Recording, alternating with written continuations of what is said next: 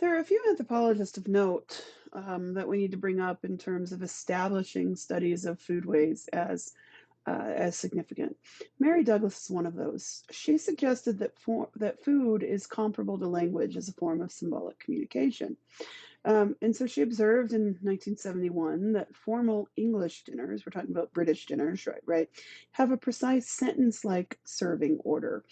She also did some work with food taboos, like the Jewish dietary laws about what's considered kosher, and proposed that food taboos are a means through which people symbolically communicate religious piety. This carries over to Christianity as well, with that component of the Eucharist, right? There's a tradition and a ceremony surrounding how that food is prepared, the liturgical orders that center around the consumption of that food and appropriate behavior while that food is being consumed. So we use food as humans, we use food to critically communicate symbolic aspects of our culture. Claude Levi Strauss also looked at food and talked about how food was good to both think and eat.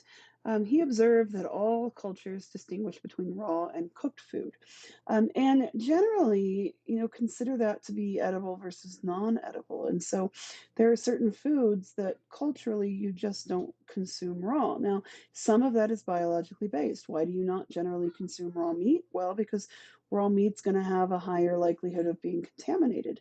Rhubarb and quince are toxic if they're not cooked. Other things like that. But really, in a lot of these cases, it marked symbolism, that there was a symbolic distinction between nature and culture, and that the act of cooking transforms nature into culture. So we've got this triangle here of raw, rotten, and cooked food, and kind of the role that air and water can both play in transforming something from natural, i.e., raw, to either unnatural in terms of rotten or culturally distinct in terms of cooked. So, this relationship that we use our cultural behaviors critically to transform nature into an aspect of our culture. Foodways also mark social boundaries and identities. Food preferences, etiquette, and taboos mark social boundaries. So, for example, there may be gender differences in eating practices. There may be foods that are quote unquote male versus female. This is particularly true among societies where food is considered wealth. Oftentimes, there's a distinction between what we call commercial or prestige crops or other foods, and those that are considered domestic kinds of foods. That women are in charge of the domestic kinds of foods, but men are in charge of those culturally significant, the ceremonial, the prestige kinds of foods. There can be eating practices that mark distinctions in ethnic or regional differences. This is particularly true when those ethnic or regional differences are strongly culturally reinforced. So you start to identify, for example, Jewish people as eating matzah while Christian people have dinner rolls or whatever, right? You start to distinguish. There are some places where we've got something called a plural society. We'll talk about adaptive strategies in a minute. I'll give you a little more info about it. But where we've got people who grow carbohydrates, whether they're small scale agriculture or horticultural populations, and pastoral populations that live in the same areas of the world and mutually depend upon one another.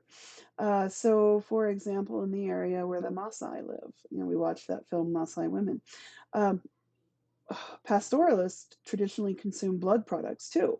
The agriculturalists with which they trade don't consume the blood products, only consume those processed dairy products. So there can be specific ethnic boundaries. I mean, among areas where you've got Muslims and Christians, there are foods that are considered taboo according to halal that Christians eat quite regularly. When I was in Indonesia with the Bajau were Islamic, kind of forced or let's say settled or kind of reservationized Islamic, and in the Muslim have a food taboo against eating animals that have fangs, for example. So they don't eat snakes, they don't eat pork because they have tusks, and they wouldn't eat monkey in Indonesia because monkeys have, or at least the macaques that are in that area, have elaborated, really big canine teeth. So that to them was fangs. The Christians in that area often ate monkey. And so, really, what was driving the poaching market, the black market trade in monkey products, specifically brains, was Christian feast day foods. The Christians ate monkey brains for Christmas and Easter, which, sounds repulsive to us, but marking that distinct ethnic difference between the Muslim populations in Indonesia and the Christian populations. It can also be professional or class status, right? How many of you regularly fix filet mignon in your household? Right? Probably not many of you, particularly if you aren't of a high socioeconomic class, or if you've got a large family, right? We've got 7 people in our family. If we're having steak, we're not having filet mignon, we're having like ribeye or something like that. So, our social class is also tied to the foods that we eat. When we look at social stratification, food practices, food ways reinforce that stratification. So, Gerhard Spittler observed that the Kel Ewe Tuareg in northern Mali, the Tuareg are a pastoral population, that they interpret a varied diet that can be valued by many people as a sign of poverty. Mali is kind of a really, really harsh environment. Most of the country is really harsh in terms of biodiversity and the ability to grow things. And so they're really eking out an existence with livestock because some livestock, like goats, will eat anything. And so if there's not plants that they can grow, there are, animals that they can grow that will eat the plants that do grow that humans won't eat. So in that context, if you're eating a very diverse diet, it's because you don't have very many livestock in your herd. If you are wealthy, that means you have a lot of livestock. That means you're eating dairy products and blood and meat. You're not eating this wide variety of food. So, diversity being associated with poverty. I mean, um, we see not necessarily diversity versus not diversity, although in some ways we see diversity being more of a higher socioeconomic status thing, right? When you think about the things that are most expensive in the grocery stores, it's fresh produce and it's meats, and maybe to some degree other animal products like dairy and egg. What's not expensive is top ramen, right? Or the chips or cereals, particularly if you get the off brand in the big bag. So we tend to put labels or associate labels with status. So if you get organic, free range, grass fed something, that's going to be it's a status signaling because you can afford it, right? If your kids are eating top ramen for lunch every day for the entirety of the summer, that's also a status kind of marker because ramen is generally pretty inexpensive. Of course, they could be like my kids, and we've got diversity available, but they just like ramen because processed food is crack, right? All right, so stratification is reinforced through foodways. Changes in food preferences are often linked to other social changes. So if a society becomes more highly stratified, they might develop more extreme differences in what they eat and how they eat. Upwardly mobile urbanites in Ghana signal their status by drinking bottled beer rather than homemade sorghum beer of rural villagers, right? So if you drink moonshine versus something that is artisanal or has a shishi label to it, right, that's going to be associated with perhaps mobility and the social strata. There's a same sort of relationship between breastfeeding and formula feeding. There was a cultural push throughout rural areas of Africa where wealthy people signaled, and actually this happened in the US too, wealthy people signaled their status like 50 to 100 years ago by feeding their babies formula instead of breast milk, because I mean, essentially breast milk is free, right? Anybody can breastfeed their baby like livestock do or whatever. I don't really mean that, right? You've heard the sarcasm there. Um, and so that really derailed kind of the public health measures that push that breast is best, that there are all these biological benefits both for mom and baby when baby is breastfed. That simple status, it's like virtue signaling by being able to afford to feed your baby formula. Food can also symbolize social differentiation between the sexes. In many societies, producing, sharing, and eating food are filled with distinct gender differences. And it doesn't have to just be gender differences or social strata differences. It can be, other aspects that demarcate different roles in society. So if we think about religions where there are monks, I mean, think about in places like Tibet, right?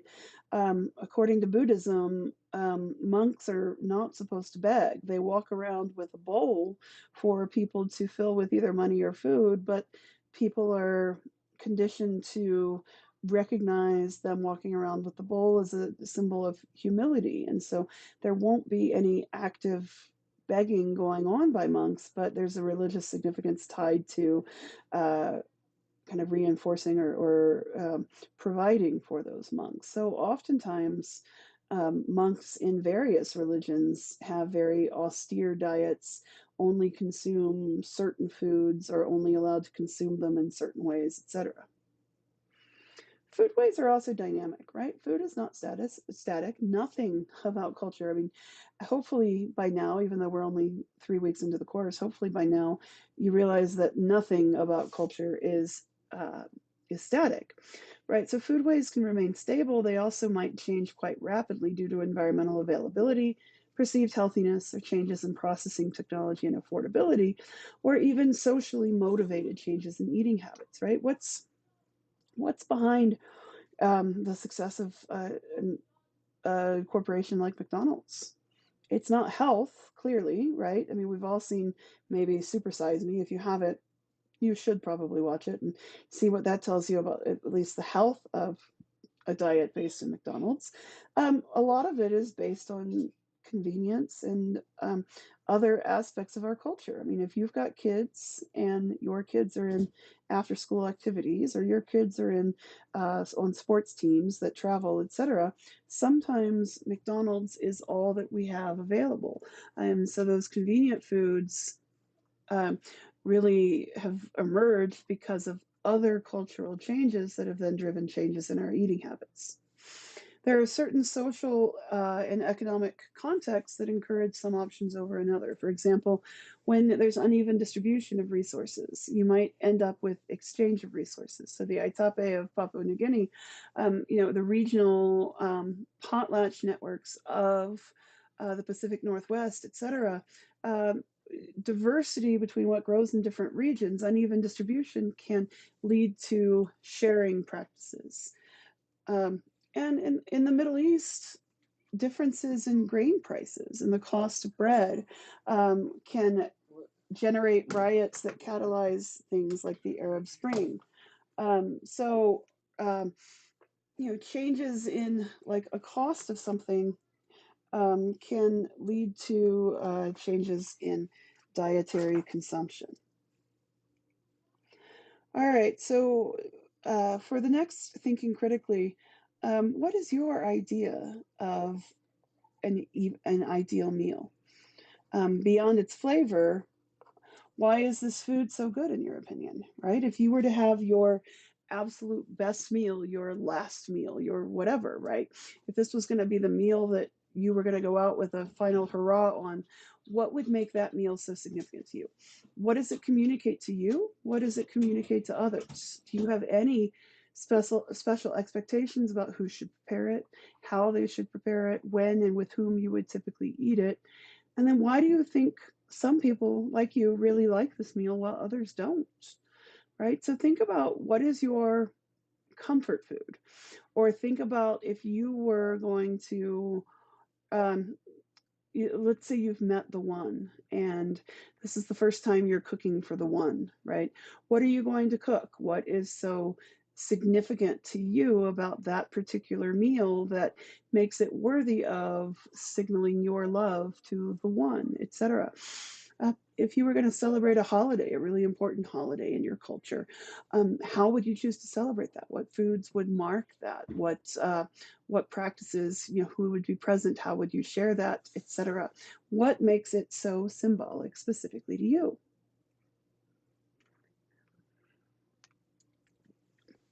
All right, so we've talked about the symbolic significance of food. Now we've got to talk about the actual, let's say, practicalities of it. How do people get the food that they eat?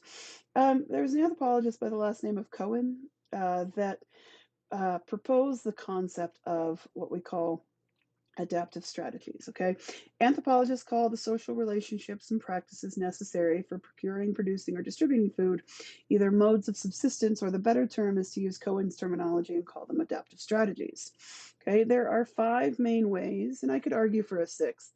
Um, that people produce their food: foraging, or searching in nature for edible things like hunting and gathering; horticulture, this is small scale subsistence gardening; pastoralism, this is where you base your economy off of raising animal herds; intensive agriculture, this is typically large scale, it involves the use of draft animals and things like the plow; and then industrialism, this is where you produce in factories marketable goods. You typically see this with a market sort of principle and profit motivation, things like that. Um, our food is essentially an industrial method of producing food, right? Because we rely on the production of industrial agriculture, commercial agriculture. We could argue that there's one more. We'll talk about it a little bit, but we're not going to put it up as a bullet point on the slide. That is post industrialism. And really, that is where our society exists now. We don't have very much industrial production that actually happens in the United States. Sure, we've got some agriculture, industrial agriculture that exists in the United States, but you know what? Most of that is not actually for food that we eat. A lot of what's produced through our commercial agriculture is sold to other countries, exported.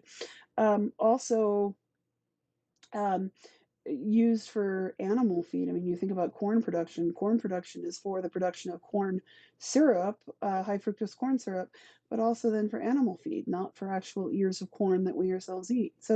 Um, so we're not really producing very much in the United States. So how do we make our living?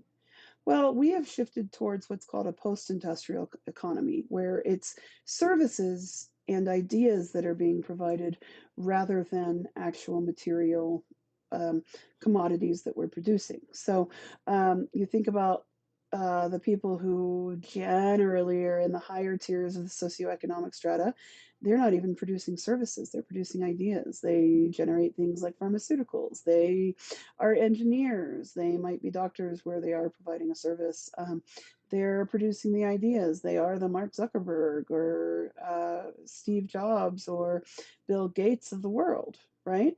Most of the production that might come out of the ideas um, that they develop, that they come up with, is going to actually happen in developing countries because the labor force is cheaper, because there are fewer environmental kind of constraints or requirements, and they're able to do it for higher production for less cost.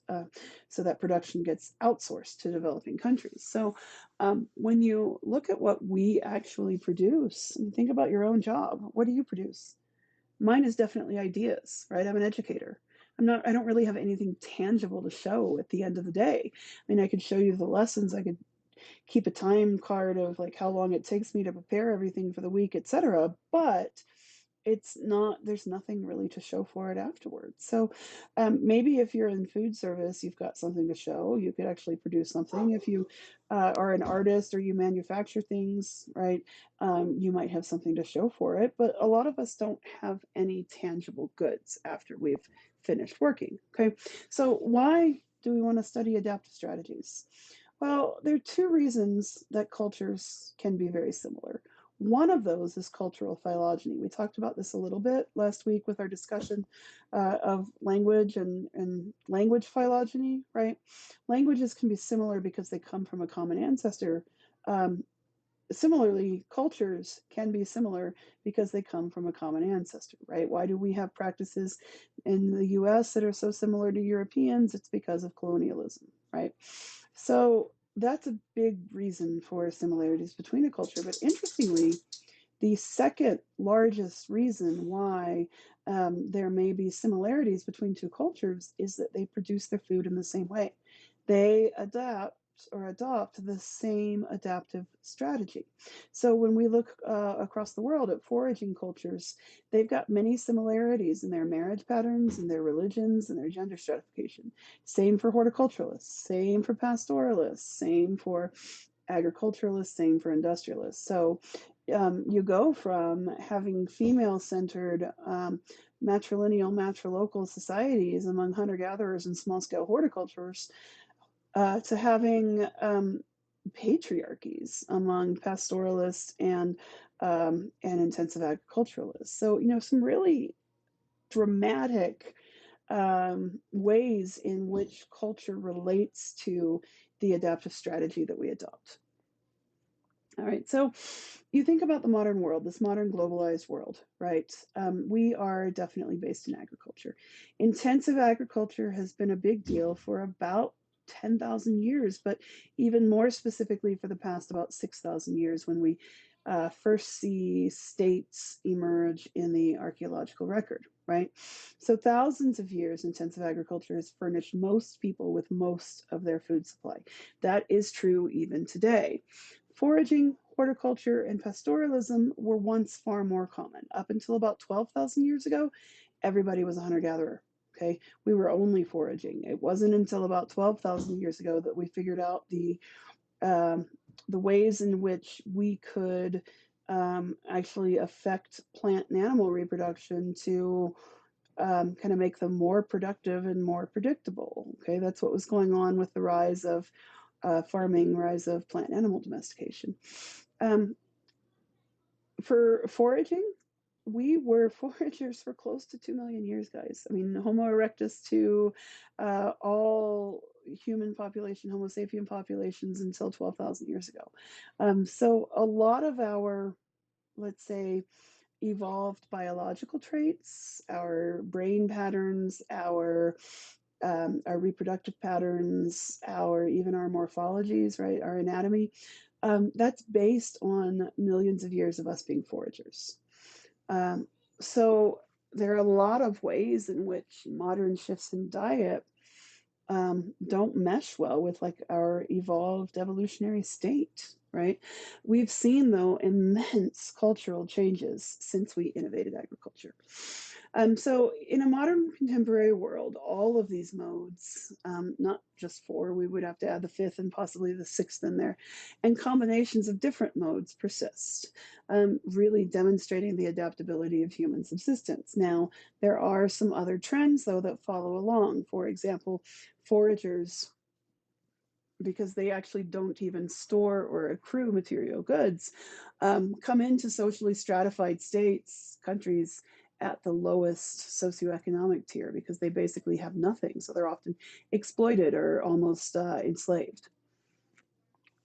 So there are some pretty predictable differences about how modern society looks based on what your population's ancestral adaptive strategies were.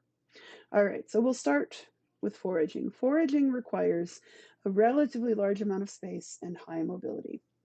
Foragers are deeply tied to the land, and so their home ranges, their territories are typically really, really, really large. They're also not, they don't exclude others from their land. So even though they're tied to the land, they don't own the land. There was a phrase from the Kung, the Khoisan of southern Africa, where they say the world is my garden, right? So they view the world in a religious or spiritual way that God or gods or spirits provide everything that you could ever possibly need. You just have to know where to look. And of course, it's available to you and your people, but that also means that it could be available to other people. Okay, so they don't exclude people's access to those materials. Most forage foods aren't suitable for long term storage or preservation, so they travel frequently in pursuit of food or resources rather than bringing the food to themselves. Evolutionarily, we were nomadic. And we would have been for a couple million years. It wasn't until there was a climatic event about 12,000 years ago called the Broad Spectrum Revolution, where the last ice age retreated, the last glacials retreated, and the climate became pretty different. That allowed us to um, start doing what we call central place foraging, where we set up permanent residences and um, go out on foraging treks from there, but always bring the food back to kind of our central village. This was a precursor for the development of agriculture. If we hadn't developed sedentism in the form of central place foraging, we wouldn't have ever developed actual human control over plant and animal reproduction. Okay, it just wouldn't have emerged. So, nomadism was associated with people staying as foragers, low population densities, small group sizes, etc. The other thing about foragers is that because they're smaller group sizes, we're talking about no more than about 50 people in a foraging band. Um, their stratification or their kind of social structure is a lot less rigid. You end up with higher status or lower status, but that is based upon your own personal characteristics. So if you have skill as a healer, you're going to have higher social status. If you have skill as a bow maker, you're going to have higher social status. You would also have higher social status merely as a function of being older, because with age comes wisdom. So you're not going to have a 3-year-old who dies and is going to be buried with copious amounts of gold, right? That comes later. That comes with agriculture, where your wealth is based on excluding other people's access to those same material goods, rather than your wealth or prestige being based on what you can actually do yourself. So just something to keep in mind. A common misconception about foraging is that it's a brutal struggle for existence. This isn't really true. The reason this is a misconception is because modern foraging groups only live in areas where food production can't take hold. So they live in the deserts, they live in the Arctic, etc. So modern foragers live in very harsh environments, but evolutionarily, historically, foragers would have been spread across the world, even in really rich, high agricultural production environments. So foragers on average work less per day and less per year than do any other mode of subsistence. So the Ache in Paraguay, males will work on average 7 hours, 2 to 3 days a week. Females will work on average about 3 to 4 hours every day of the week, taking care of offspring, gathering things that they consume with every meal, doing the cooking, etc. So, we're talking about a lot more free time, and this has left foraging populations ample opportunities um, to engage in social relationships, including, mating and stuff, to engage in pursuits of art that are transient pursuits of art. What do I mean by that? Well, if you don't have permanent places to live, you're not going to store up large goods that you've produced, right? So your art's going to be storytelling, it's going to be dancing and music, it's going to be body modification, tattooing, and stuff like that. You're not going to weave huge tapestries or, paint um, the roof of the Sistine Chapel or anything like that, right? So, rich cultural lives, they are not this brutal struggle for existence. Richard Lee observed the Kungsan foragers, the Hoitzan of the Kalahari Desert, and noted that they spent fewer than 20 hours per week hunting and gathering food. Think about that. If you could only work 20 hours per week, and that includes your school time. I mean, if you're working and going to school, that's essentially holding down two jobs. If you were able to only work 20 hours a week, what would you do with the rest of your time? Right? You'd have fun with people. You'd play games. You'd build social relationships. Just hang out and talk. You'd maybe smoke or drink or eat psychoactive substances. You'd engage with your hobbies, with the things that you actually have fun doing. And so, because of this, Richard Lee considered the Hoitzon the original affluent society. They were wealthy not in terms of material goods, but in terms of how they used their time and the amount of food that they were able to produce with the way, how they managed their time. Some other hunter gatherer groups work more hours per week, but none routinely work the equivalent of a 40-hour week, like people in industrial agricultural societies. So, this myth of the 40-hour week, right? Um, that's that's something that's only come with industrialism. And I mean, you could argue that farmers work long hours, but um, it, set work days, days off, etc., is really a construct of modern industrial societies. Solons called hunter gatherers the original affluent society. Their wealth is measured in valued leisure time. Foragers have very few material possessions, but they don't think of themselves as poor. They don't think of themselves as living in poverty.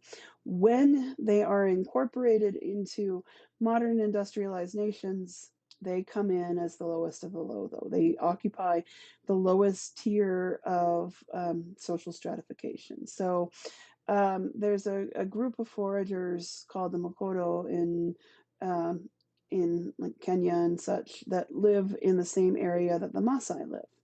The Mokoro are considered poverty stricken as compared to the Maasai, and one of the cultural trends of late is that Mokoro men, instead of hunting and gathering, end up working for the Maasai. And it's such a distinct status difference that Mokoro men will work for a Maasai farm or a Maasai like cattle herder for as long as like 6 months just to earn enough money to buy an article of clothing. So they're definitely exploited, not treated fairly, expected to do a lot of labor for very little material gain. The other problem that the Mokoro have faced is that their women can actually better their own socioeconomic position by marrying Maasai men, becoming second, third, fourth wives of wealthy Maasai men, so that their sons then are born into that Maasai culture and become people who own things. So, a lot of exploitation worldwide of modern foraging populations. All right, so when we look at ethnographic evidence, most contemporary foragers integrate some farming or herding into their hunting and gathering strategies. There also, though, there's a lot of settlement into reservations where foragers then are supplemented by government subsidies. So there's a film, Nye Story of a Kung Woman, that shows the Hoitzon being settled into reservations. The same has been true for the Ache of Paraguay, for the Hiwi of Venezuela, etc. And so settlement into reservations comes oftentimes with religious missionary work. So the South American foragers who've been settled into reservations have been settled by Christian missionaries, and so there's a very marked shift, not only in their activities day to day and how they produce their food, but also in other aspects of culture. The Ache were often naked. That, of course, doesn't fly with Christian missionaries. The Ache women, on average, by the time they reached menopause, had 12.1 spouses, so a lot of marriage, divorce, remarriage. Religious missionaries haven't really approved of that, so those patterns are changing. They shared really widely, which the missionaries have tried to convince them that harkens of communism, and which is just kind of silly. So a lot of kind of forced social shifts that come with being settled into reservations. Foraging groups, though, also exchange forage foods with food producing communities, especially to obtain carbohydrates. This is certainly true in modern times of Arctic foragers, for example. So, if foragers are the quote unquote original affluent society, why did they never develop farming? Why have they subsisted as foragers? Well, few people have a better understanding of natural cycles than foragers. They are um, completely attuned to the seasonal, yearly, multi year cycles that their resources go through. They don't lack the knowledge to farm. They often have only changed how they produce their calories when they've been forced to. So sometimes this can be through competition, right? Through being integrated into a larger industrial or agricultural or industrialized context. This can also be due to increasing population densities. Foraging is really only works with low population density. So as human populations grow, For example, one of the ways that they've grown is because of access to medical care. So when you start bringing medical care to foragers, you end up having fewer people die. You don't necessarily change the number of births, but now out of 6 kids, all 6 live instead of out of 6 kids, only 3 live. So those increasing population densities have required um, changing subsistence strategies. Another factor is the technology. So there was a really interesting study done with the Ache of Paraguay by some researchers who at the time were at UNM, where they were asking this question of why don't the Ache farm, or why don't they practice horticulture really? And what they did was the Ache, when they were contacted in the 1970s by this team of anthropologists, they were still using stone bladed tools. So they had axes, but those axes were stone axes. And they were using those axes to chop down palm trees, cut out the heart of the palm, and then process the palm fiber into something else. So they were regularly using these stone bladed tools on trees. But if you've ever tried to clear a plot of land with a stone bladed tool versus a metal bladed tool, you're going to find that the stone bladed tool, it takes a lot longer to do it. So what they did for this particular study was they had 2 plots of land that were super similar. So they had the same tree density, they had the same tree composition in terms of hardwoods versus softwoods. They had trees of the same diameter. And then they had each Ache man clear 1 plot with a stone axe and 1 plot with a metal axe. And what they found was that it generally took a week or more to clear those plots of land with a stone axe, but they could get it done in just a matter of 2 or 3 days with a metal axe. And so, as technology changed and as the Ache started getting more and more metal tools, guess what? Well, they started clearing land and growing gardens. So they shifted pretty quickly to horticulture as soon as their access to technology changed. You know, firearms result in abrupt cultural shifts. Supplying people with draft animals makes them intensify their agriculture. Having access to things like plows versus just hand farming makes people intensify their agriculture. So, a lot of times it's because the world kind of catches up with them and brings with it um, technological changes. So, in terms of modern contemporary foragers, they are typically ethnic minorities. They're almost always treated in discriminatory or exploitative ways by neighboring agricultural and herding people. They are viewed as social inferiors. So, this particular picture here is of the Khoisan of southern Africa, who have been labeled as poachers because they've continued to hunt giraffes, which were part of their traditional adaptive strategies, right? That was one of their hunted species. They're being labeled as poachers, though, by the greater kind of national governments and by their neighboring agricultural communities. Horticulture involves living in one place. They're sedentary.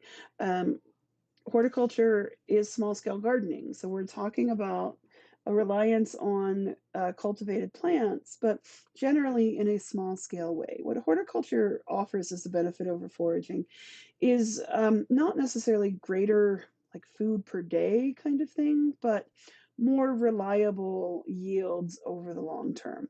So it doesn't give you more food to eat at a particular given moment in time, but it means you're not going through feast and famine cycles. You've got food consistently. It might not be a lot of food, but you're going to have something to eat every single day. It gives you a more reliable food from a given plot of land. Horticulturalists use hand tools. Okay, you cannot be horticulturalist and use a plow. It's simply plows are always associated with intensified agriculture.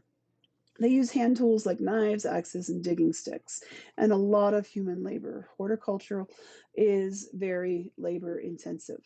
Um, there are 2 kind of forms. So this is horticulture that's in a more arid environment. Basically, what groups like the ancestral Puebloans, the Navajo, what they were practicing, even though we consider like the Chacoan people as being farmers, they were practicing dry horticulture, where they would hedge their bets by planting plots of crops in different ecological conditions. So some might be in a dry riverbed, some might be high on the plateau, because some years that dry riverbed would fill up with flash floods and everything would get washed away.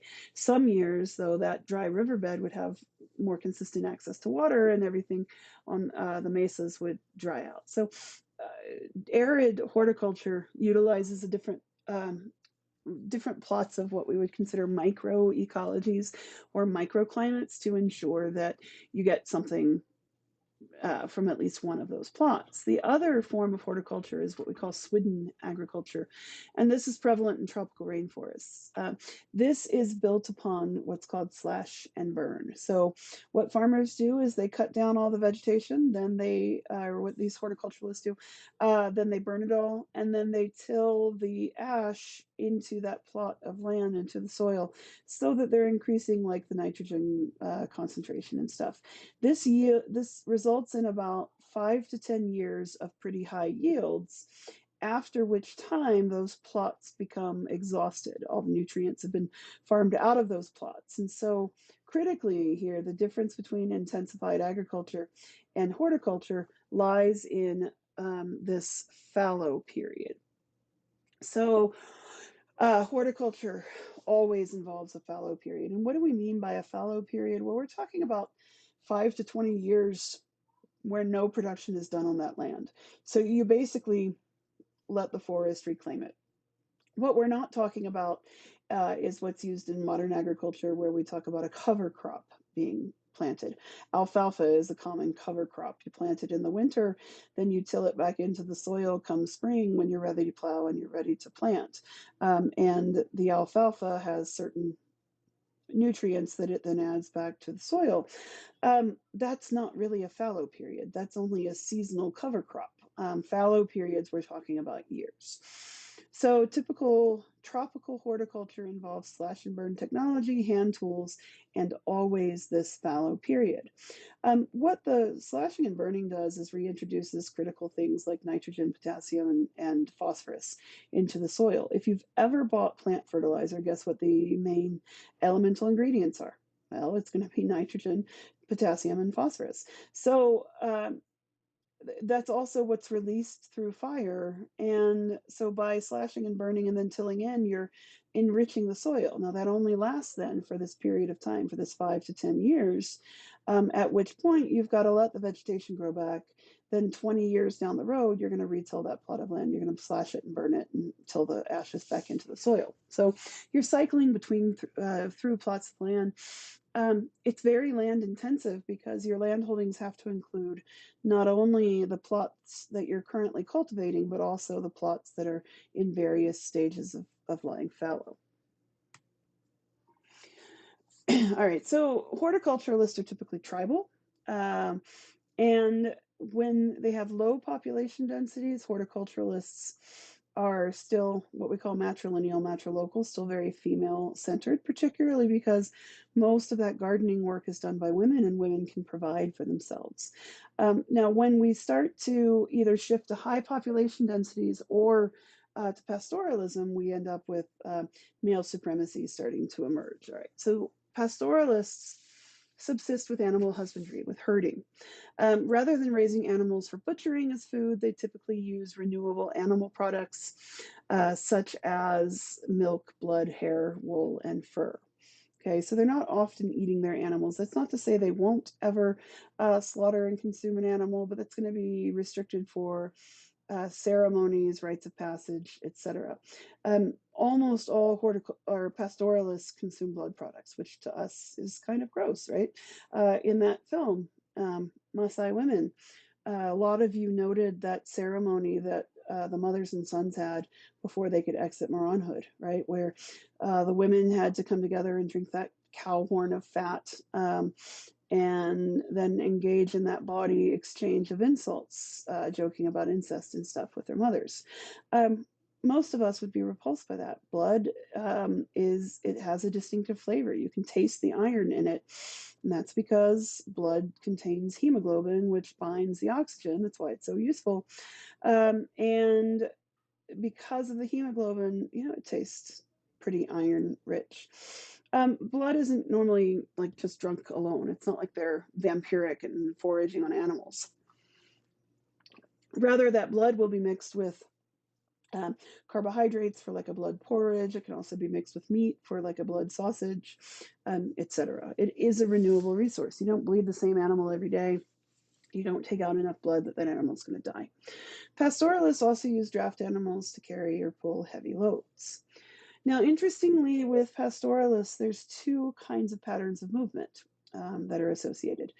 Many pastoralists are either partially or completely nomadic, moving themselves and their entire population and their herd in search of grazing lands, often on a predictable pattern. So, um, in the Arabian Peninsula, for example, you move from one coast to the other over the course of a year. So you might start off on the eastern shores, you travel to the west, then turn around and travel back to the east. So at given points and times during the year, you're in the same areas year after year.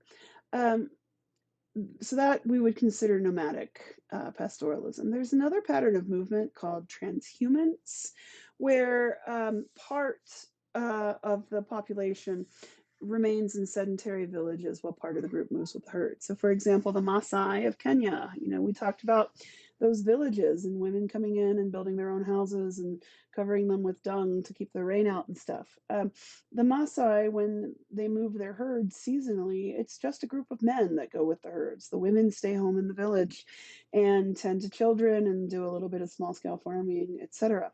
So, what also historically has happened with the Maasai is that it's not all men who travel with the herds.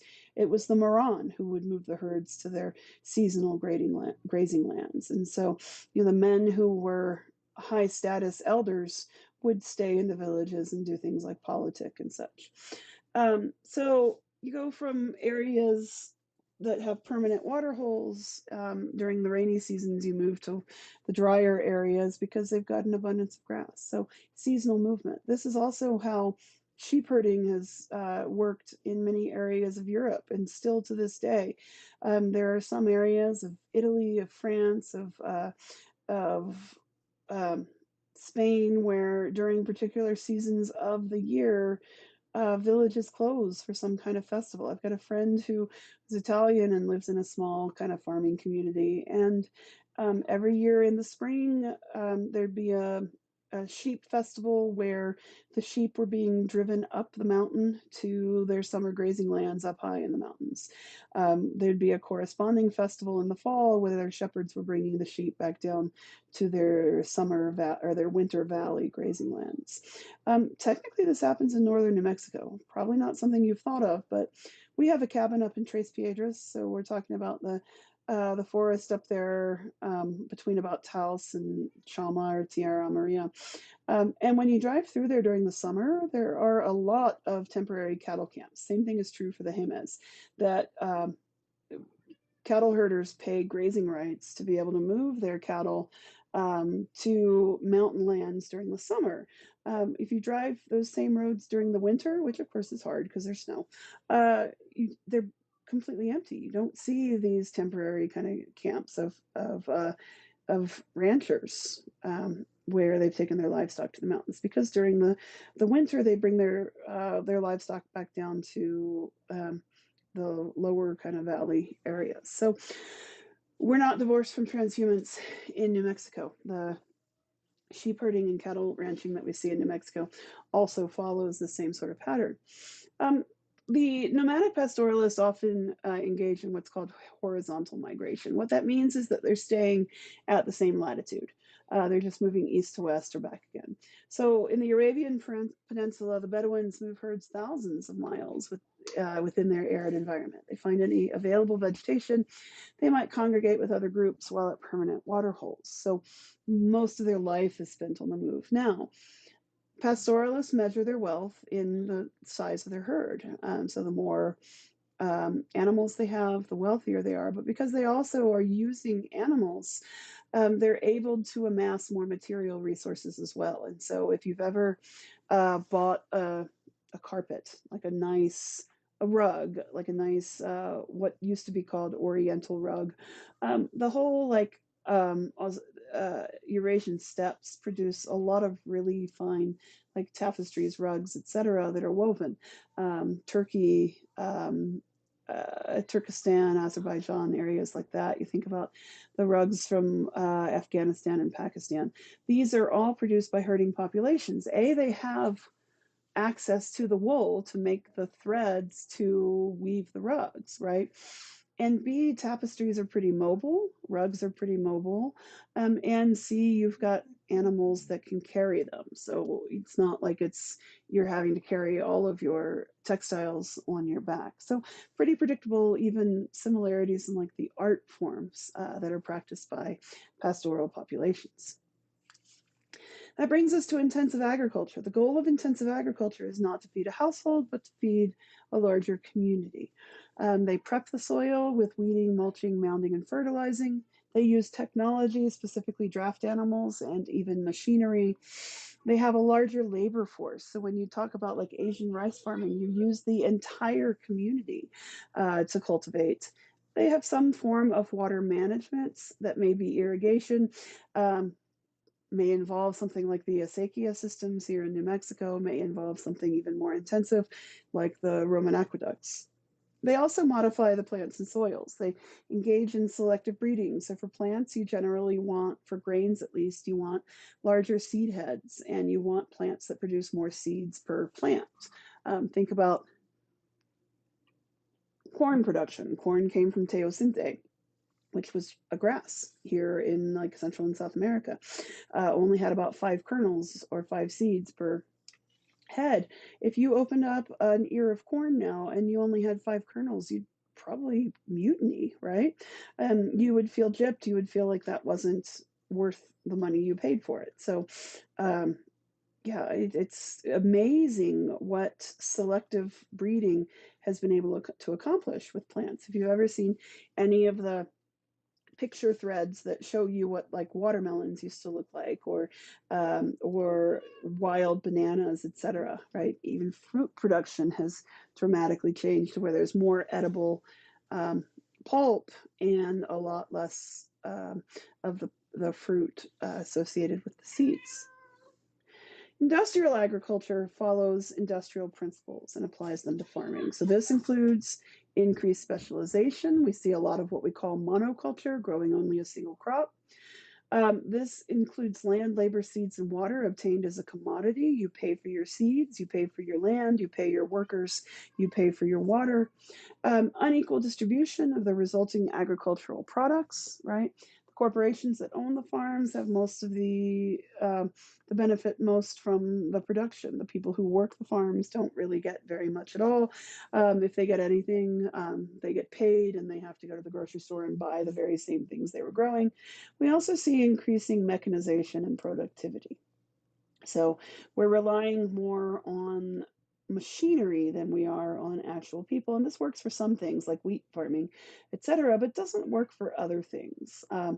Tomatoes are routinely pretty hard to harvest through mechanical means because the machines, can harm the actual fruit itself. Plus, not all tomatoes are ripe and ready to pick on the same day.